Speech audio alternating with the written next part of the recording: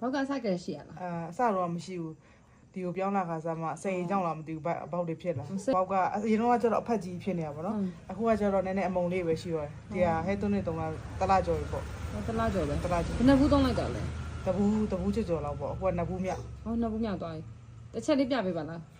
ကောင်း ကြည့်ကြည့်အောင်ဟောဟုတ်တယ်နော်သူ့ဗီဒီယိုထဲမှာတော့တအားကြီးကိုဖတ်လိုက်ကြည့်ခုမရှိတော့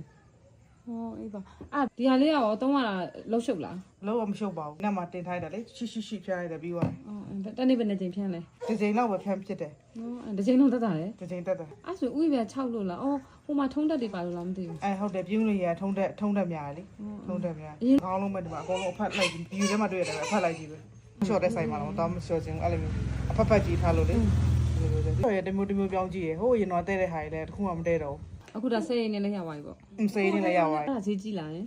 ဈေးမကြည့်ဘူး ဘယ်လောက်လဲ တောင်း8000 အဲ့ဆိုတဘူးကဘယ်လောက်သုံးလို့ရလဲ တဘူးတလားလောက်ပေါ့ တစ်ခေါက်လောက်လုတ်ပြကြည့်ပါလားဘယ်လိုလေးဖြန်းခဲ့ရလဲဆိုတော့လေဘာလို့ထားရသူတွေတော့သိအောင်လို့လေ ဒီတိုင်းဒီလိုလေးပဲဖြန်းလိုက်တာသူ အော်ဥယျာဉ်ဖြန်း ဦး ပြီး ရဖြန်းဒီလိုလေးဒီရှေ့မှာလည်းဖြစ်တယ်လေအဲ့ရှေ့မှာလည်းဒီလိုလေးဖြန်းအရှေ့မှာဘူးဖြစ်တာကျွန်တော်ဒီနောက်ဘက်တိတ်မဖြစ်ဘူးဒီတော့ဒီမှာစပင်ဖြူလေးလည်းရှိတယ်နည်းနည်းပါဝါစပင်ဖြူလေးလည်း ဟုတ်လား ဟုတ်တယ် မဲမစ ပြရင်များရင်တော့ ဟုတ်လား